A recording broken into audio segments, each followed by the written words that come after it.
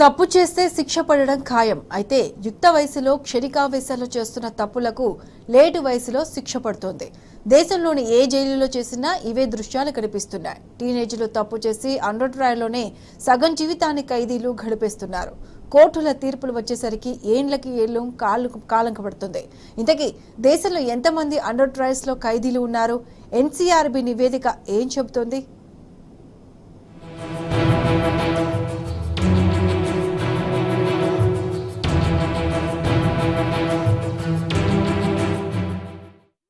జైళ్లలో ఖైదీల సంఖ్య దేశంలో రోజురోజుకో పెరుగుతోంది. క్షణికావేశంలో నేరాలు చేయడం, ఉద్రిక్త పరిస్థితుల్లో తప్పులు చేయడంతో పాటు దొంగతనాలు, దోపిడీ వంటి కేసులతో నిత్యం ఎంతో మంది దేశంలో అరెస్ట్ అవుతున్నారు.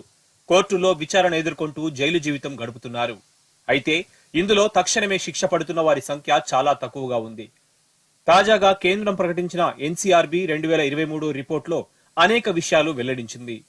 తెలంగాణ రాష్ట్రంలో శిక్ష పడి జైళ్లలో ఉన్న వారిలో అధిక శాతం 30 నుంచి 50 ఏండ్ల వారే ఉన్నారని జాతీయ నేర గణాంక సంస్థ తాజా నివేదికలో తెలిపింది.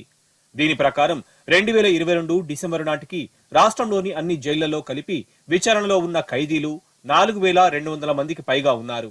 వీరిలో 18 నుండి 30 ఏళ్ల యుక్త వయసు వారు 2111 మంది ఉన్నారు. అంటే మొత్తం ఖైదీల్లో దాదాపు 50% ఉన్నారు. దీనిలో 30 నుంచి 50 ఏళ్ల నడి వయస్కులే 1646 మంది, అంటే మొత్తం ఖైదీల్లో 39% మంది ఉన్నారు. ఇక 50 ఏళ్లు దాటిన వారు 464 ఉన్నారు.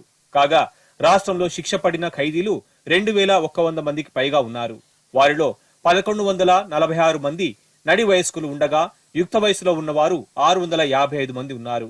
50 ఏళ్లు పైబడిన వారు 301 మంది ఉన్నారు. ఆ ప్రకారం విచారణ ఖైదీల్లో యుక్త వయస్కులు, శిక్ష పడిన వారిలో నడి వయస్కులు ఎక్కువగా ఉంటున్నారు.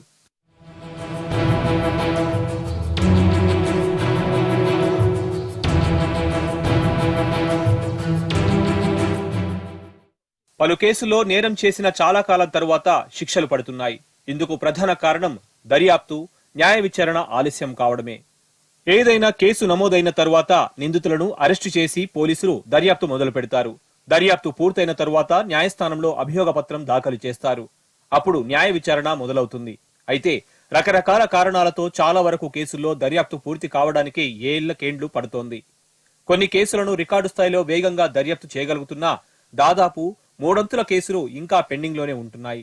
నిబంధనల ప్రకారం కేసు నమోదైన తరువాత 90 రోజుల్లో దర్యాప్తు పూర్తి చేయాలి.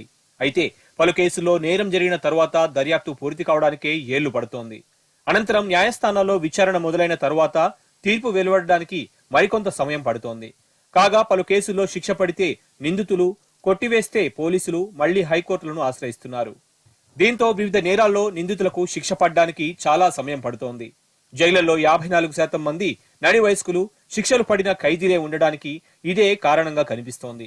దేశవ్యాప్తంగా అండర్ ట్రయల్స్ ఖైదీల సంఖ్య కూడా రోజురోజుకు పెరుగుతోంది.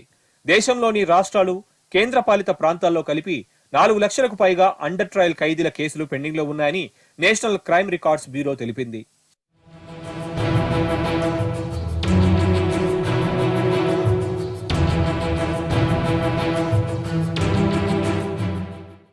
ఇటు దేశంలో జైళ్లు ఖైదీలతో కిక్కిరిసిపోతున్నాయి. జైళ్లలో జైళ్ల సామర్థ్యానికి మించి ఖైదీలు ఉన్నారని కేంద్ర ప్రభుత్వం తెలిపింది. దేశంలో జైళ్లు నరకానికి కేర్ ఆఫ్ అడ్రస్ గా మారుతున్నాయి. దేశవ్యాప్తంగా 4.25 లక్షల మందికి సరిపోయే జైళ్లలో 5.54 లక్షల మందిని కుక్కినట్లు అధికారిక నివేదికలు వెల్లడిస్తున్నాయి. దీంతో 2022 నాటికి శిక్ష పడిన ఖైదీల్లో 133,415 మందికి పైగా ఉన్నట్లు ఎన్సీఆర్బీ తెలిపింది. 2021లో ఈ సంఖ్య 122,852 ఉండగా ఈ ఏడాదికి అది 8.59% పెరిగింది. ప్రస్తుతం దేశవ్యాప్తంగా జైళ్లలో ఉండాల్సిన ఖైదీల కన్నా ఎక్కువగా ఉన్నారు. సరాసరిగా దేశవ్యాప్తంగా రాష్ట్రాలు, కేంద్రపాలిత ప్రాంతాల్లోని జైళ్లలో ఖైదీల లెక్కల ప్రకారం 2018లో 117.6% ఉండగా 2022 నాటికి అది 131.4% పెరిగింది.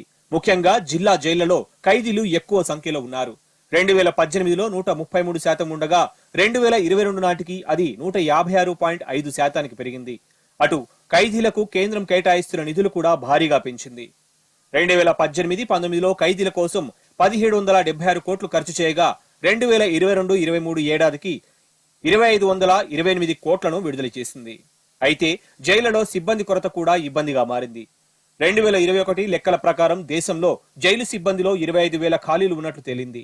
జార్ఖండ్, సిక్కింది, బీహార్, ఉత్తరాఖండ్, పంజాబ్, గుజరాత్, హర్యానా సహా పలు రాష్ట్రాల్లో సిబ్బంది కొరత మరింత ఎక్కువగా ఉంది. వైద్యాధికారులతో పాటు కారాగారాల్లో ఖాళీగా ఉన్న అన్ని పోస్టులను వెంటనే భర్తీ చేయాలని కేంద్రం సూచించింది. దేశంలో కేసుల సంఖ్యను తగ్గించాలంటే మరిన్ని కోర్టులు, ఫాస్ట్ ట్రాక్ కోర్టులను ఏర్పాటు చేయాలని, అండర్ ట్రయల్స్ లో ఉన్న కేసుల విచారణను మరింత వేగవంతం చేయాలని నిపుణులు సూచిస్తున్నారు.